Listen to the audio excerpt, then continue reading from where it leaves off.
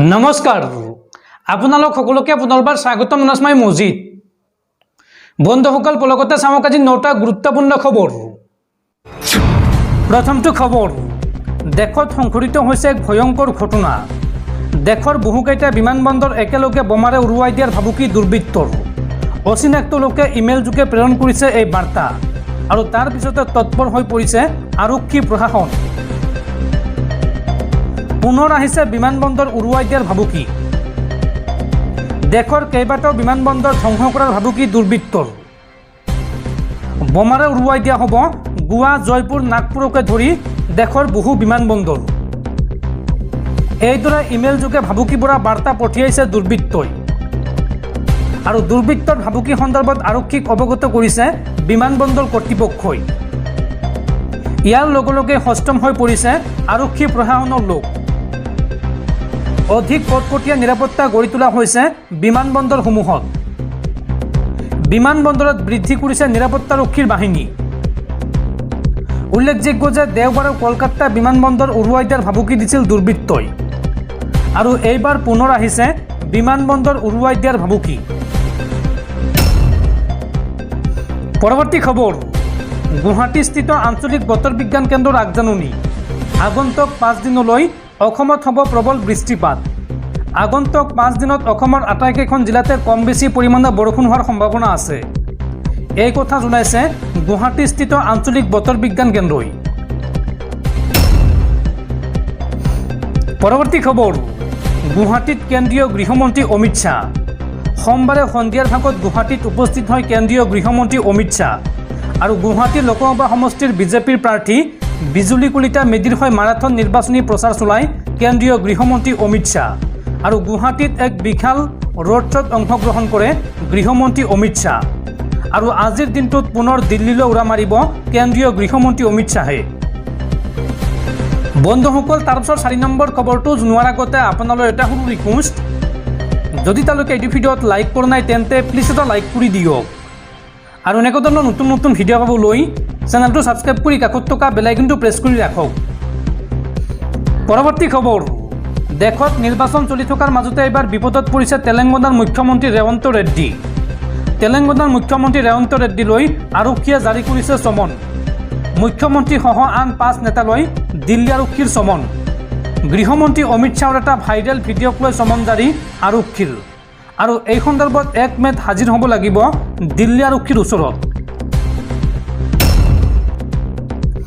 পৰৱৰ্তী খবৰ নিৰ্বাচনত পৰাজয়ৰ ভয়ত এতিয়া কঁপি আছে প্ৰধানমন্ত্ৰী নৰেন্দ্ৰ মোদী এই মন্তব্যৰে নৰেন্দ্ৰ মোদী আৰু অমিত শ্বাহৰ দুৰ্গ গুজৰাট কপালে কংগ্ৰেছৰ যুৱৰাজ ৰাহুল গান্ধীয়ে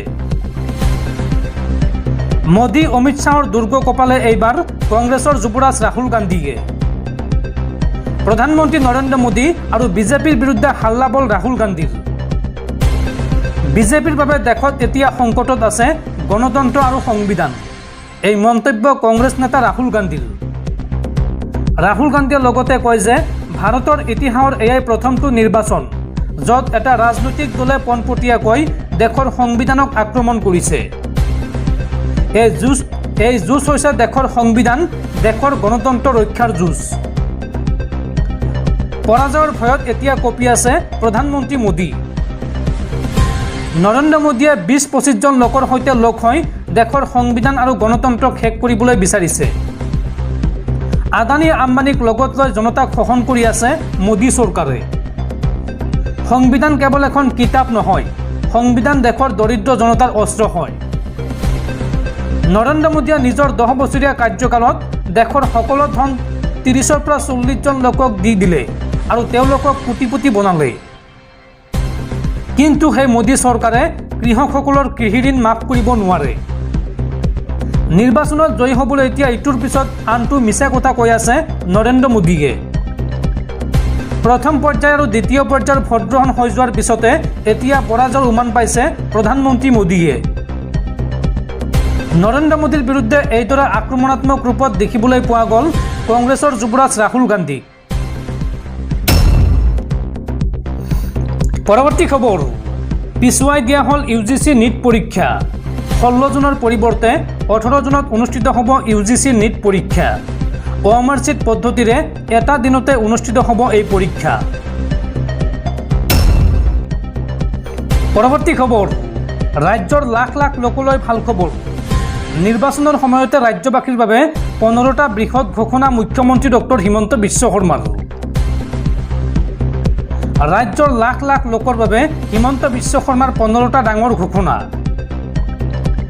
ৰাজ্যৰ লাখ লাখ ছাত্ৰ ছাত্ৰী, মহিলা আৰু চাকৰি প্ৰত্যাশীলৈ দিলে ভাল খবৰ। ৰাজ্যত পুনৰ 50,000 চৰকাৰী চাকৰি বিজ্ঞাপন প্ৰকাশ কৰা হ'ব অতি শীঘ্ৰেই।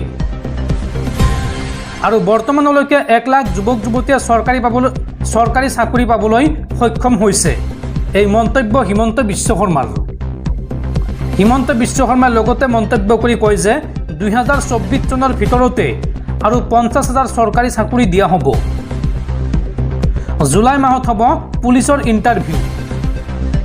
ছেপ্টেম্বৰ অক্টোবৰ মাহত তৃতীয় বৰ্গ, চতুৰ্থ বৰ্গ শিক্ষক আদি পদৰ বাবে বিজ্ঞাপন ওলাব।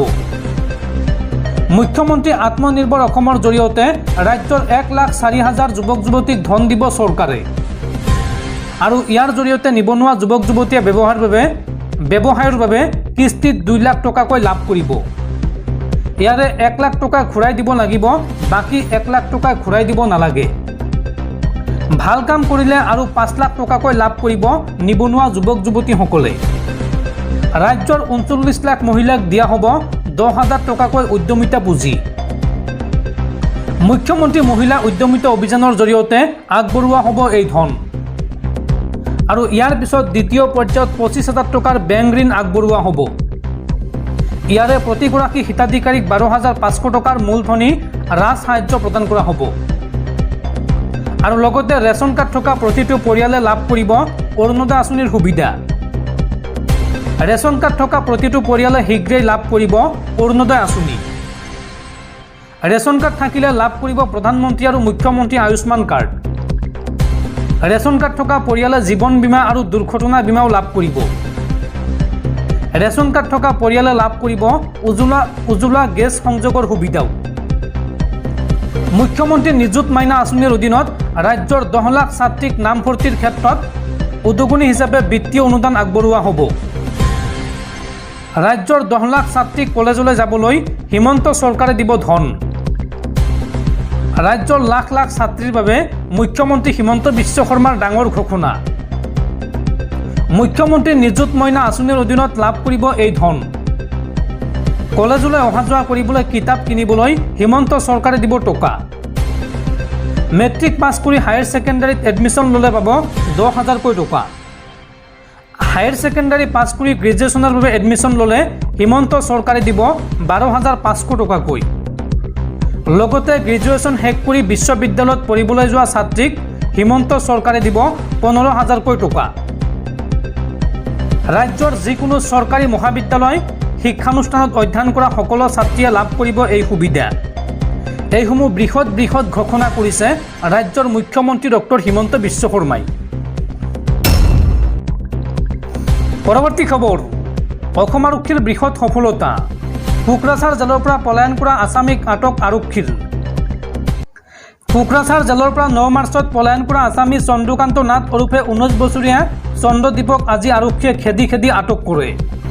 উল্লেখযোগ্য যে মটৰ চাইকেল চুৰিৰ গোচৰত গোচৰ নং 46/2024ত আটক হৈ চন্দ্ৰকান্ত নাথ ওৰফে চন্দ্ৰদীপ কোকৰাঝাৰ জেলত আবদ্ধ হৈ আছিল।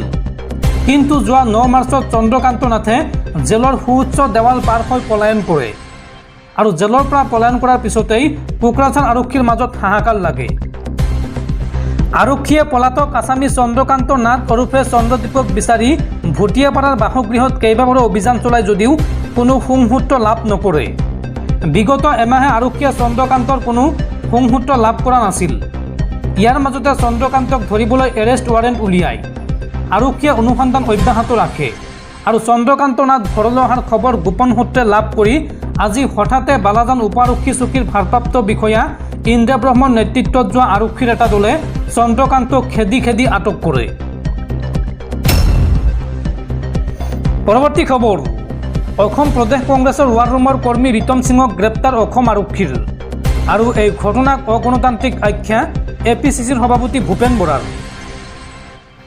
আজি অসম আৰক্ষীয়ে অসম প্ৰদেশ কংগ্ৰেছৰ ৱাৰ ৰুমৰ কৰ্মী ৰিতম সিঙক গ্ৰেপ্তাৰ কৰে।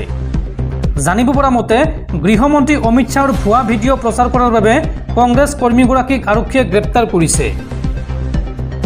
আৰু ৰিতম সিঙৰ গ্ৰেপ্তাৰক গৰিহণা দি অসম প্ৰদেশ কংগ্ৰেছ কমিটিৰ সভাপতি ভূপেন কুমাৰ বৰাই কয় যে ৰিতম সিং নামৰ অধিবক্তা যুৱকজনক গ্ৰেপ্তাৰ কৰা কাৰ্য গণতন্ত্ৰৰ পৰিপন্থী। ৰিতম সিঙক শীঘ্ৰে মুকলি কৰি দিব লাগে। ৰিতম সিঙক গ্ৰেপ্তাৰ কৰাৰ পিছতে কংগ্ৰেছে এক বিবৃতিযোগে কয় যে ৰিতম সিঙক গ্ৰেপ্তাৰ কৰা কাৰ্য গণতন্ত্ৰৰ পৰিপন্থী। নিৰ্বাচনী প্ৰক্ৰিয়া চলি থকাৰ মাজতে চৰকাৰী কাম কাজক সমালোচনা কৰাৰ বাবে অসম প্ৰদেশ কংগ্ৰেছ কমিটিৰ ৱাৰ ৰুমত কাম কৰা ৰিতম সিঙক অসম আৰক্ষীয়ে গ্ৰেপ্তাৰ কৰিছে। চৰকাৰৰ নীতি আৰু কাৰ্যসূচীক সমালোচনা কৰাৰ অধিকাৰ সকলো ভাৰতীয় নাগৰিকৰে আছে আৰু নিৰ্বাচনী প্ৰক্ৰিয়াৰ মাজত আৰক্ষীয়ে এনেদৰে বিৰোধী পক্ষৰ মুখ বন্ধ কৰিবলৈ চেষ্টা চলাইছে। এই অভিযোগ উত্থাপন কৰে অসম প্ৰদেশ কংগ্ৰেছ কমিটিয়ে।